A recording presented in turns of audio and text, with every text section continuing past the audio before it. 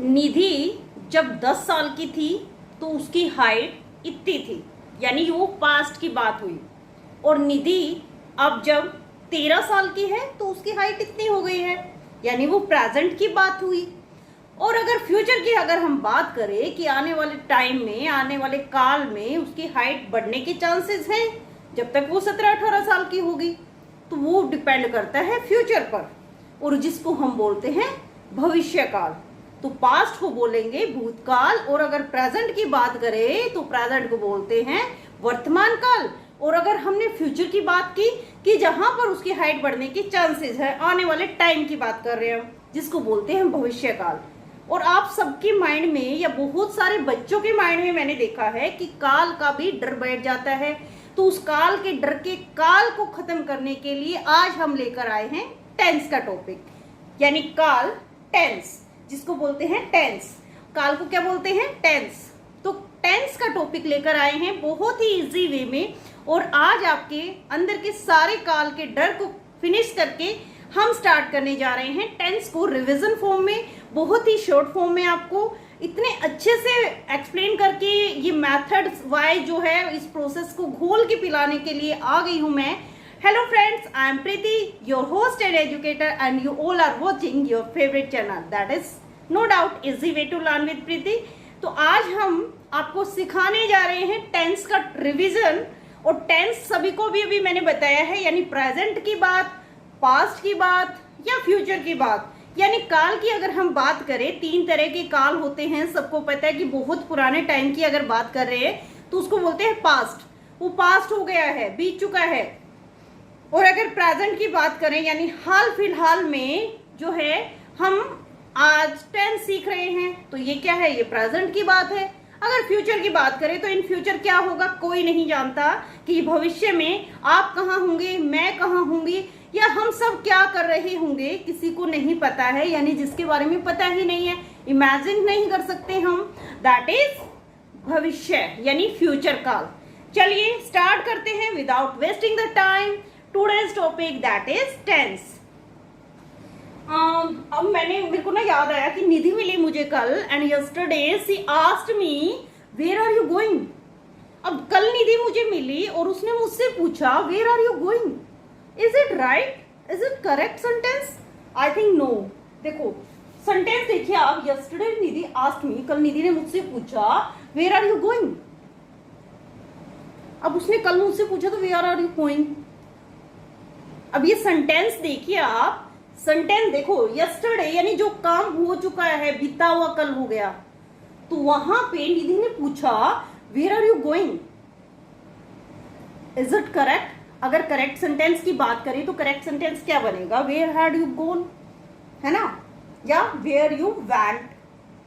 यानी अगर हम करंट के पास्ट की बात कर रहे हैं, जो अभी अभी बीता है जस्ट, तो वहां हम V2 यानी वर्ब की सेकंड फॉर्म यूज करते हैं।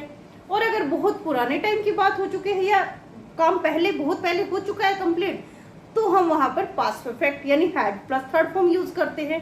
अब बहुत सारे बच्चों के माइंड में ना कंफ्यूजन रहता है। मैंने बहुत सारे स्टूडेंट्स के बारे में सुना है, बात की है, या उनको रियल लाइफ में एक्सपीरियंस भी किया है कि बच्चों को आंसर पता होता है बहुत सारे क्वेश्चंस का, या उनको पता है कि यहाँ पर आना क्या है, बट उसको राइट डाउन करते वक्त उनके फॉर्मेशन में मिस्टेक हमेशा आती है। रीजन इज दैट कि उनको नहीं पता कि यहाँ पर हमें कौन सा टेंस यूज करना है और कौन सा टेंस यूज करना है। अगर ये बात भी उनको पता है तो उनको नहीं समझ आता कि इस टेंस में वर्ब सेकंड फॉर्म आएगी, फर्स्ट फॉर्म आएगी, हेल्पिंग वर्ब क्या आएगी, और किस तरीके से हम उसको जो है फॉर्मेट करेंगे। तो आज आपके इन्हीं सब कंफ्यूजन को सोल्व आउट करने के लिए मैंने टेंसेस का टॉपिक फिर से रिवीजन में लिया है। एक वीडियो बहुत ज्यादा लेंथी ना बनाते हुए उसको हम 2-3 डेज कंटिन्यू करेंगे, ताकि मेरा जो ये मतलब एक प्रोसेस है, एक मैं प्लान करके चल रही हूँ कि मेरे बच्चों में किसी भी तरह की कोई भी कमियां ना रहे सेंटेंस फॉर्मेशन के लिए, specially when they are writing answer, when they are format any type of sentence. तो उसी प्रॉब्लम को सॉर्ट आउट करने के लिए आज हम टेंस का टॉपिक लेकर आए हैं। देखिए सबसे पहले ना आप अपने मेंटेलिटी को ठीक कीजिए। बहुत से लोगों के माइंड में एक ही बात चल रही होती कि टेंस क्या है, टेंस मतलब काल, और टेंस में हम सिर्फ टाइम के बारे में बात करते हैं। टेंस में सिर्फ टाइम के बारे में बात नहीं होती है। टेंस दो चीजों से फॉर्म बनता है, time and work. Time and work दोनों चीजें चलेंगे साथ साथ। देखिए अगर हम टाइम की बात करें तो टाइम में क्या आता है, अगर हम प्रेजेंट की बात कर रहे हैं, मैंने अभी बताया आपको, जैसे निधि का एग्जांपल दिया हमने हाइट का, या मैं लिखता हूं, इस तरीके से अगर हम बात करें प्रेजेंट की, तो वो क्या हो जाता है, हमारा वर्तमान काल। टाइम आ गया, टाइम मतलब समय। अब समय कैसे पता चलता है, अब की बात हो रही है या पहले की बात हो रही है या आगे होगा, ये सब तो वो क्या है, प्रेजेंट। अगर हम अभी की बात करें तो क्या है, प्रेजेंट टाइम, वर्तमान समय। अगर पास्ट की बात करें यानी भूतकाल, जो भूत नहीं आएंगे इसमें से, जो टाइम जा चुका है दैट इज भूतकाल। और अगर जो काम आगे होने वाला है उसको बोलते हैं हम भविष्यकाल, भविष्यकाल। क्या बोलते हैं, भविष्यकाल। तो यहाँ पर ये तो टाइम, तो हमें इन तरीके के, तीन तरीके के जो टेंसेस हैं, इनसे हमें टाइम का पता चल रहा है, किसी भी काम के टाइम का। लेकिन उस काम के बारे में कैसे पता चल रहा है कि वो काम अभी हो रहा है, हो चुका है या आगे होगा, वो सब पता चलते हैं हमें इन चार प्रोसेस से। अब ये चार क्या है, indefinite, continuous, perfect and perfect continuous. यानी टेंस का जो टॉपिक है वो बेसिकली इन्हीं दो चीजों से मिलके बना है। कौन कौन सी दो चीजें, आपका टाइम एंड योर वर्क। ये ध्यान रखिएगा, टेंस में आपको टाइम और वर्क दोनों ही एक्सप्लेन करने हैं। टाइम में आप ये तीनों चीजों का ध्यान रखेंगे और वर्क में आपको ध्यान रखना है कि आप इनडेफिनेट की बात कर रहे हैं। इनडेफिनेट यानी जो कि सामान्य काल होता है, सामान्य समय, जिसको फिक्स बोलते हैं हम, फिक्स नहीं है, ये इनडेफिनिट है। इसको हम जो है सिंपल भी बोल देते हैं।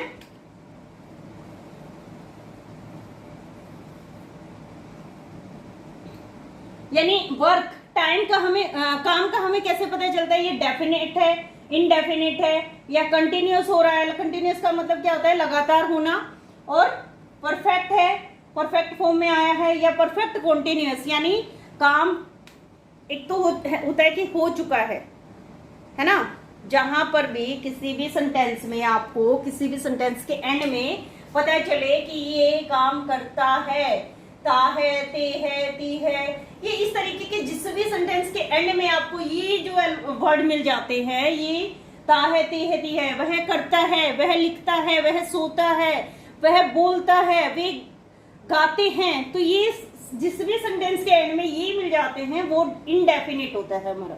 इनडेफिनिट क्यों होता है, क्योंकि उसमें हमें पता ही नहीं चलता कि टाइम क्या है, उसका टाइम ही पता नहीं चल रहा है हमें, है ना, किस टाइम पे हुआ है वो काम। उसके बाद बात कर रहे हैं कंटिन्यूअस में, जहां पर रहा है, रहे हैं और रहे हैं, ये आता है वो कंटिन्यूअस यानी काम लगातार हो रहा होता है।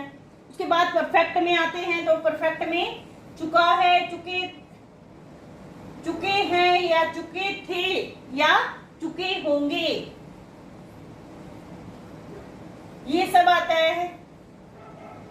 और अगर बात करें परफेक्ट कंटिन्यूअस यानी at the time of speaking, आपका काम हो चुका है और अभी भी आगे कंटिन्यू चल रहा है, यानी कर रहा होगा, वह अभी भी खेल रहा होगा, वह 2 घंटे से खेल रहा है, यानी वो पिछले 2 घंटे से स्टार्ट करके अभी भी कंटिन्यू चल रहा है वो काम। तो वो होता है हमारा परफेक्ट कंटिन्यूअस टेंस। कौन सा होता है, परफेक्ट कंटिन्यूअस टेंस। इन टेंस के फॉर्मेशन को अभी आगे कंटिन्यू जारी रखते हैं। देखिए यहां पर मैंने लिखा है मैं सोता हूं, मैं सोता हूं, तो इसकी इंग्लिश क्या बनाएंगे हम, आई स्लीप, आई स्लीप। अब ये क्या है और ये क्या है वो देखिए, ये क्या है, सब्जेक्ट। कैसे पता चलता है ये सब्जेक्ट है, ये तो आपको ध्यान रखना पड़ेगा। देखिए सब्जेक्ट होता क्या है, किसी भी काम को करने वाला हमेशा सब्जेक्ट कहलाता है।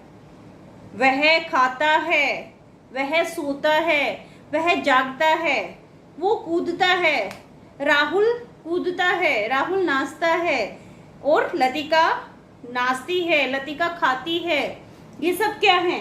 ये सब हमारे सब्जेक्ट है, काम को करने वाले। मैं सोता हूँ, आई स्लीप, वह सोता है, ही स्लीप्स, वे सोते हैं, दे स्लीप, मैं हिंदी बोलता हूं, I speak Hindi, I speak Hindi. और अगर बात आ जाए वह हिंदी बोलता है, ही स्पीक्स हिंदी। अब कुछ बच्चे कंफ्यूज हो जाते हैं, किसी में आप एस लगा रहे हो, किसी में आप डायरेक्ट लिख रहे हो वर्ब, ये क्या है? देखिए, अगर हम बात करें, हिंदी की सेंटेंस फॉर्मेशन अलग होती है, इंग्लिश की सेंटेंस फॉर्मेशन अलग होती है। अगर हम बात करें फॉर्मेशन की, किसी भी सेंटेंस को बनाने की, तो हमेशा सेंटेंस किस किस चीज से बनता है? सब्जेक्ट से, वर्ब से और ऑब्जेक्ट से। अब ये सब्जेक्ट, वर्ब और ऑब्जेक्ट होता क्या है, ये तो आपको जरूर ध्यान रखना पड़ेगा। सबसे पहले किसी भी सेंटेंस को बनाने के लिए, लिखने के लिए, समझने के लिए आपको 3 चीजों की नॉलेज जरूरी है, दैट इज सब्जेक्ट, वर्ब और ऑब्जेक्ट। ये होते क्या है? सब्जेक्ट, देखिए मैंने बताया कि किसी भी काम को करने वाला क्या होता है? हमारा सब्जेक्ट, यानी जो डूअर होता है, जो सब्जेक्ट जो पूरा काम करता है। जैसे मैं लिखती हूँ, तो अब मैं लिखने का काम कर रही हूँ, मैं बोलती हूँ, मैं कूदती हूँ, मैं नाचती हूँ, ये सब क्या है? काम कौन कर रहा है? मैं कर रही हूँ। तो जो भी काम को करने वाला होता है वो कौन होता है? सब्जेक्ट। और जो काम किया जाता है उसको हम बोलते हैं वर्ब, वर्ब यानी एक्शन। और जिस चीज के ऊपर काम किया जाता है दैट इज ऑब्जेक्ट। अब मैं पढ़ती हूँ, तो बात करें कि मैं पढ़ती हूँ, तो इसमें तो आएगा आई रेड, आई रेड। अब क्या पढ़ती हूँ? वो आ जाएगा बुक्स, आई रीड बुक्स। तो बहुत सारे सेंटेंस हमारे ऐसे होते हैं जहां पर ऑब्जेक्ट नहीं होता, सिर्फ सब्जेक्ट और वर्ब से भी हम जो है सेंटेंस बनाते हैं। अगर हम बात करें यहाँ पर सब्जेक्ट, वर्ब, ऑब्जेक्ट लिख के, I read books, I read books, ये देखिए ये हमारा सब्जेक्ट है, ये हमारी वर्ब है और ये हमारा ऑब्जेक्ट है। किसी भी सेंटेंस को समझने के लिए इन 3 चीजों का होना बहुत ज्यादा जरूरी है। ये तीनों चीजें मिलके ही हमारा एक सेंटेंस बनाते हैं, और वो सेंटेंस हमारा प्रेजेंट में है, पास्ट में है, फ्यूचर में है, वो सारा डिपेंड करता है हमारी इस वर्ब पे। यानी आपने ये वर्ब कौन सी यूज की है, इस वर्ब का साथ देने के लिए। कभी कभी वर्ब अकेली पड़ जाती, तो इसका साथ देने के लिए हम लगाते हैं इसके साथ हेल्पिंग वर्ब। जो वर्ब की हेल्प करती है उसको बोलते हैं हेल्पिंग वर्ब। अब हेल्पिंग वर्ब कौन सी होती हैं? देखिए हेल्पिंग वर्ब भी बहुत सारी हैं। अगर हम बात करें टेंस वाइज, वो अलग अलग आती हैं। तो हेल्पिंग वर्ब कौन कौन सी होती है, मैं कुछ हेल्पिंग वर्ब बताती हूँ आपको, जो हमारी अलग अलग टेंसेज में यूज की जाती है। आज सिर्फ आपको बेसिक फॉर्मेट बता रहे हैं, इस तरीके से टेंसेज में क्या क्या चीजों की रिक्वायरमेंट होती है। उसके बाद नेक्स्ट वीडियो से हम जो है स्टार्ट करेंगे टेंसेज को इजी वे में समझने के लिए। जिन स्टूडेंट ने पहले या अभी तक टेंस को सीरियसली, या फिर ये लगा लीजिए कि बार बार कोशिश करने के बावजूद भी टीचर जो है कोशिश करता है, समझाने की कोशिश करता है, बताने की कोशिश करता है, बट उसके बावजूद भी अगर हमारे ऊपर से जा रहा है, समझ नहीं आ रहा, तो रीजन इज दैट कि आपने प्रैक्टिस नहीं की है। तो आज से ही आप प्रैक्टिस स्टार्ट करेंगे, और प्रैक्टिस के लिए आप चीजों को समझिए ध्यान से, और उसके बाद उन्हीं को एग्जाम्पल के थ्रू करने की कोशिश कीजिए। जब तक आप खुद कोशिश नहीं करेंगे, nobody can tell you, nobody can understand you, nobody can teach you anything। कोई भी चीज जब तक हम अपने अंदर डिटर्मिनेशन नहीं ले आते हैं किसी भी चीज को करने की, समझने की और सीखने की, कोई भी आपको कुछ भी सिखा नहीं सकता है जबरदस्ती। तो कोई भी काम सीखना अगर आप चाहते हैं, लर्न करना चाहते हैं, समझना चाहते हैं, चीजों को लर्न करने के लिए देखिए फैक्ट्स होते हैं हमारे पास, बट ग्रामर एंड मैथ्स या साइंस में बहुत सारी थ्योरीज ऐसी होती हैं जिनको आपको प्रैक्टिकली करना पड़ता है, रिवीजन करना पड़ता है, उनको समझना पड़ता है, टाइम देना पड़ता है, उनको क्रैम नहीं करना आपको। ये कोई क्वेश्चन नहीं है जो मेमोराइज किए जाए। और मैं हमेशा स्टोरी को भी यही बोलती हूँ, कोई भी आप स्टोरी के आ जाती है आपकी, या लिटरेचर पार्ट जब हम कर रहे होते हैं, तो उसमें भी आपको बिल्कुल भी मेमोराइज नहीं करना है। क्रैम नहीं करना है। क्रैमिंग करते करने का सबसे बड़ा लॉस होता है कि जब आप उस चीज को लिखते हैं एग्जाम में या ओरल टेस्ट में आप सुनाते हैं तो आप 1 या 2 लाइन से ज्यादा नहीं सुना पाते हैं। तो हमेशा चीजों को रटने की बजाय समझ के कीजिए। अब यहाँ पर अगर हम बात करें हेल्पिंग वर्ब की तो बहुत सारे हेल्पिंग वर्ब है। देखिए is, am, are, was, were, has, have, had, do, does, did और will, shall। क्या है ये सब? ये सब हमारी हेल्पिंग वर्ब हैं और ये सब हमें जो है वर्ब के साथ लगा के उनकी हेल्प करेंगी और टेंसेस को समझने में हमारे बहुत ज्यादा हेल्पफुल होंगी। तो इन सभी वर्ब के फंडे को और हेल्प वर्ब के कंट्रीब्यूशन को हम जो है टेंस में समझेंगे। कोई भी क्रैमिंग वाली बातें नहीं करेंगे, रटी रटाई जो आपको टेबल सिखाई जाती है, नो, डिफरेंट वे से करने की और समझने की कोशिश करेंगे। तो चलिए आज के इस फॉर्मेशन में, आज की इस वीडियो में इतना ही। नेक्स्ट वीडियो में लेकर आएंगे टेंस को और इजी वे से हम किस तरीके से लर्न कर सकते हैं, समझ सकते हैं और इसको यूटिलाइज कर सकते हैं फॉर अवर फ्यूचर। अब आज जो कर रहे हैं वो हम फ्यूचर की सोच के ही करते हैं, क्योंकि जो भी प्लानिंग की जाती है ना वो हमेशा फ्यूचर के लिए करके चलते हैं हम, कि हमारे फ्यूचर में हमारे इस चीज से बेनिफिट होगा। तो आज हम कुछ अच्छा करते हैं, यानी प्रेजेंट में कीजिए, आपको बेनिफिट या तो प्रेजेंट में एज वेल एज आपको फ्यूचर में जरूर मिलेगा। इसी होप के साथ मिलते हैं नेक्स्ट वीडियो में। तब तक के लिए बाय बाय, नमस्कार।